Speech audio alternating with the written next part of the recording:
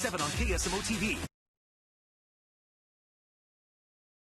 Now, live breaking news from KCTV5 We've announced a ban on all events of 1,000 persons or more. Those are large events, and those are events. Thank you for joining us here at noon. I'm Joe Chiodo. KCTV5 is following several breaking developments right now in the coronavirus outbreak. New information coming into our newsroom minute by minute. So here's what we know so far. Kansas City now under a state of emergency ordered by Mayor Quinton Lucas, who you just heard from there. The Big 12 tournament has been canceled to stop the spread of the virus. And we are learning of 3 new coronavirus cases in Johnson County. Our Gina Bullard is in the newsroom with those breaking details. Gina, what do we know about the patients so far? Yeah, Joe, it's a busy day here in the newsroom. The 3 new cases, they're all men. They're between the ages of 35 and 65. Now, this brings the total number of cases to 4 in Kansas. We're kind of entering the new, what I call the new normal as a state.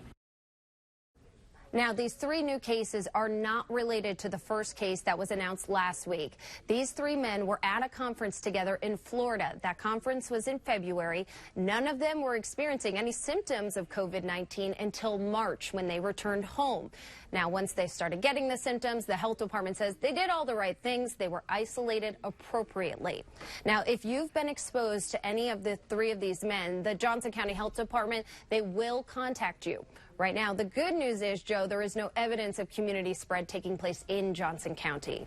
Okay, and we are in contact with the Kansas Department of Health and Environment. We will keep all of you updated at home if we learn any more information surrounding this. Thank you, Gina. And we do have team coverage for you this afternoon. Greg Payne out at the Sprint Center right now, where big developments have occurred within just the past hour. That tournament, it was supposed to be happening as we speak. Greg, it is canceled. A much, much different scene there now than what we saw just 1 year ago. What can you tell us?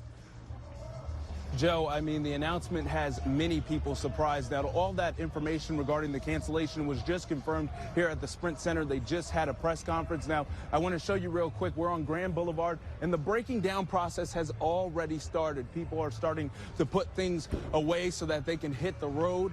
And, I mean, take a look at this. I mean, this is Grand Boulevard, Joe, and you see the Fan Fest. Normally, this area is packed with people, and you see it's pretty much empty. Now, come on, follow me a little bit over here, because this is the Power and Light District right here, and for right now, it's kind of a meetup spot where people are just trying to figure out what is the next move. That's the biggest question, and it's very interesting, Joe. I was just speaking with a fan before that announcement was made, and he was asking me, hey, is the game still going to happen? And I was like, yes, it's just going to be only family members only. But, I mean, minutes later, that announcement was made, so it has really just caught everybody off guard. People spending money for this tournament, and just all of a sudden, they don't know what's next. They don't know whether they should stay here, whether they should go home. You know, and speaking with some of the fans, they had mentioned for right now, they're just going to go shopping and have some drinks. But other than that, it's really a bunch of confusion, surprise, everybody's shocked. I was surprised when I saw the announcement, and I know a lot of us were surprised when we heard about that. So, I mean, overall, Joe, a lot of confusion here, people just figuring out what is the next step. Reporting live here in Kansas City, I'm Greg Payne for KCTV5 News. You know, it is just such a hit that the city is taking, and employees as well. You think of it, it's not just the players and the fans, but security guards, vendors, anybody that works there at the Sprint Center. So we'll be covering all of this through the rest of the day, and we'll keep you updated. As far as tickets for the actual games, we do know fans will get refunds. If you used your credit card, that refund is going to be automatic. If you used cash at the box office, just stop by during regular business hours, and you will get your money back. Now, we know the NCAA tournament will go on without fans, and more adjustments could be made. They're considering moving the Final Four from Mercedes-Benz Stadium into a smaller venue in Atlanta. The regional games could also get moved to smaller venues in cities.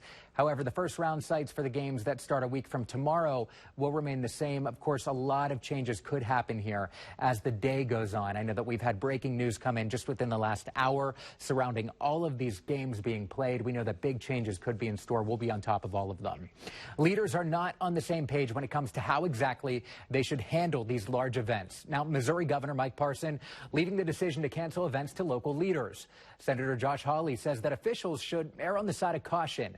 Now, over in St. Louis, Governor Parson says every community is different.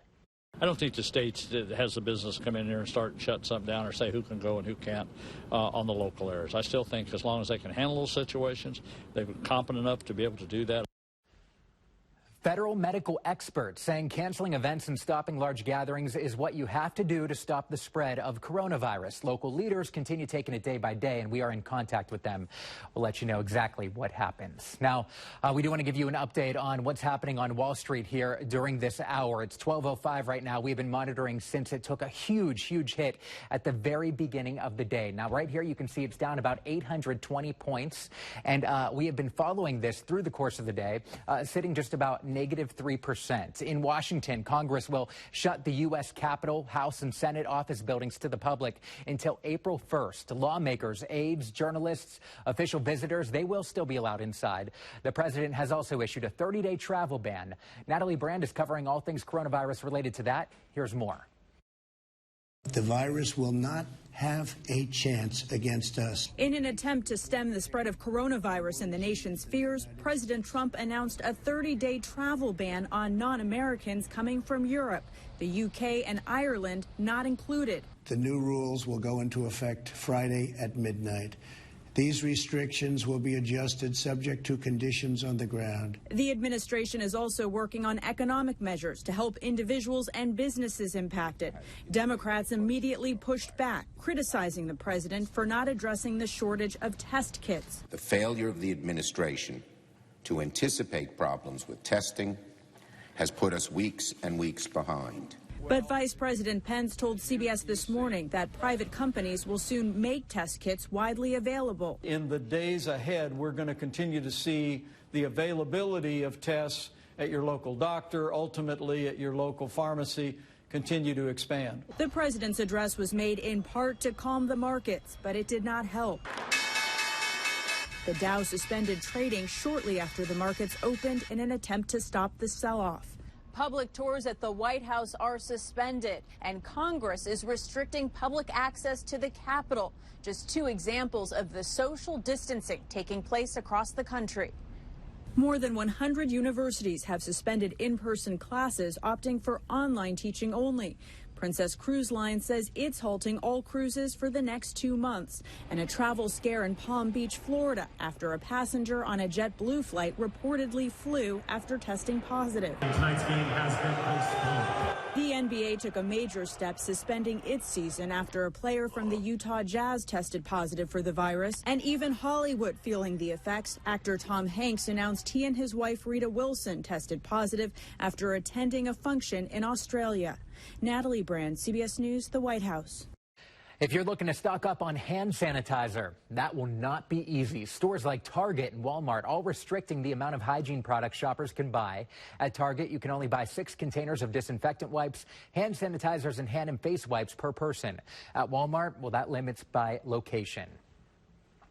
Another thing a lot of people are asking here at noon, how long will this get worse before we turn the corner and it gets better? In China, once the outbreak exploded, well, new cases kept increasing for about every 3 weeks. They didn't start to really level off until 5 weeks after the outbreak.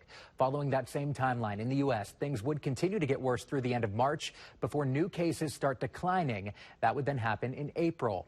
Obviously, this story, it changes by the minute, every minute. We will have more breaking news coverage on this next. Mayor Quinton Lucas speaking live at a press conference. We're listening to what he's saying. We'll bring that to you when we return. You're watching KCTV 5 News at noon.